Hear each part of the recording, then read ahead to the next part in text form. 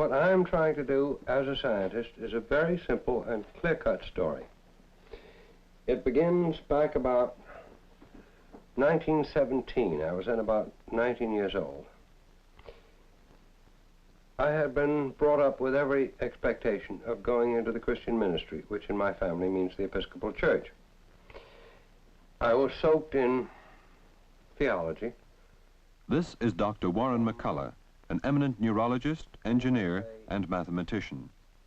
It was at his world-famous lab at MIT that the original work on the frog's eye took place. And I got seduced by mathematics, surely because there was more fun in it, and because if you know theology at all well, you'll realize that the ideas in the mind of God are mathematics and logic. So this is the way I came into the game in the first place. And I have never had but one question in the whole of my scientific life. I've only wanted to know, what is a number that a man may know it, and a man that he may know a number? I think I'm fairly clear as to the first half of it. But as the second half, a man that he may know a number, not yet. I've had to content myself with what a frog's eye tells a frog's brain, or something else of this sort. So roughly... A frog's eye is very simple compared to a man's brain, an organ so complex that even the most optimistic believe that it will be centuries before we unravel all its mysteries. Yet, Dr. McCullough and his colleagues believe they are beginning to understand how the higher nervous system, a man's brain, might work as a machine basically different in principle from anything we can now build, much more subtle than even our most sophisticated computers. Now, may I make clear a distinction between your nervous system and any computing machine which is yet in existence? There is some beginning to approximate it. They are to be found chiefly in bombers and things of this sort. Now, an ordinary machine, operations are carried out sequentially.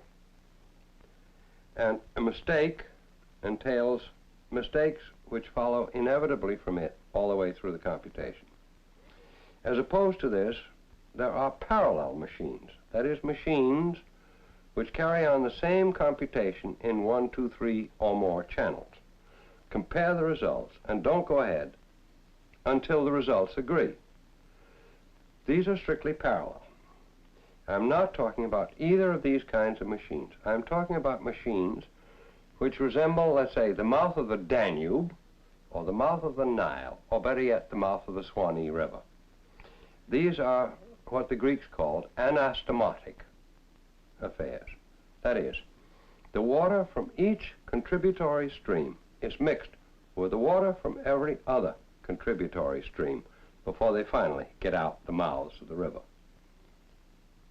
Is that clear? There is no other word that I know for it except the old Greek word anastomotic. They're not merely braided together where the braids follow through. No. They're braided with an intermixture so that the information coming out at any one point in the mouth is combined from the information coming in from all of the sources of that river. Is this clear? Good. What is more, well, any man my age knows this very well. Neurons die at the order of thousands of neurons per day. We're built to run well to the 16th year of age, roughly. From that time on, you begin to be able to count the holes where there were cells and there are no more. So, you have to design it so that a cell, while it's a-dying, and while it's a-dying, it's apt to go pip, pip, pip, pip, pip, and then quit. And after it's dead, it's not going to make too much difference.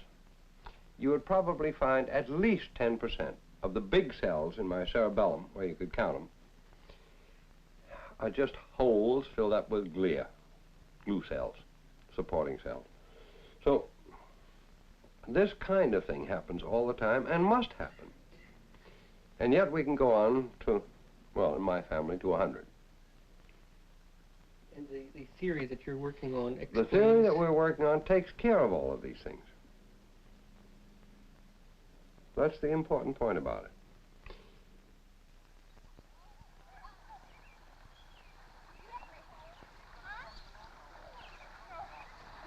In the summer, Dr. McCullough, his wife, and grandchildren moved to a country home in New England. All that was missing in this peaceful spot was a lake. And 30 years ago, McCullough dammed up a stream to complete his Eden.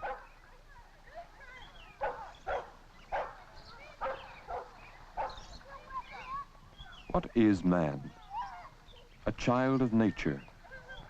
But now, wondering whether he can ever learn enough to make something like himself in a laboratory.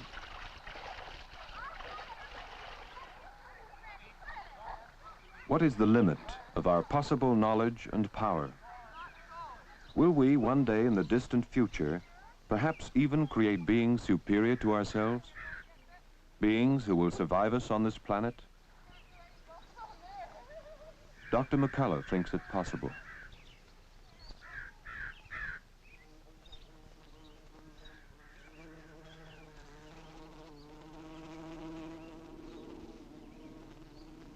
No, I would expect that insofar as machines might survive man, they might, they would only carry on, in a sense, the same direction, same general direction, that man would have carried on if he could have. Am I clear? So to speak, the machines would be standing on our shoulders. Somehow the purpose that a machine, no matter how complicated and how clever, could have, to my mind, isn't equatable. When man has gone, these machines would, in essence, be purposeless. I doubt that. I would say, in essence, they would be purposeful. And there would be, in your feeling, nothing gone and nothing missing from the world. Well, you mean in the sense in which the dinosaurs are missing? No, I mean in the sense of something important. Well, aren't they important? Weren't they important? I mean, there's one thing you could be pretty sure of: man won't survive forever.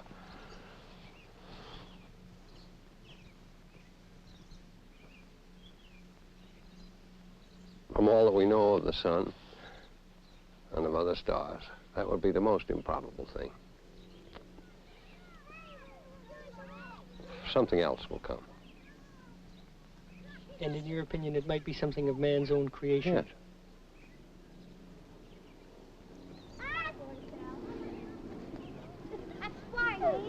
Well, here's the problem that I'm trying to get at. Here's the thing that I'm trying to get at. You have two grandchildren right there. And I can't see that a machine will ever feel toward any of its Why not? creatures the way you feel about them. That's the one thing that I can't get. Well, I think I could set it up for you, because I'm certain that if I do it, there is a mechanism that can do it. If I can manage to state that in a finite and unambiguous manner, then I think it can be done. And I see no reason why we can't develop a logic of relations in time to come. Granted, it's defective at the present time.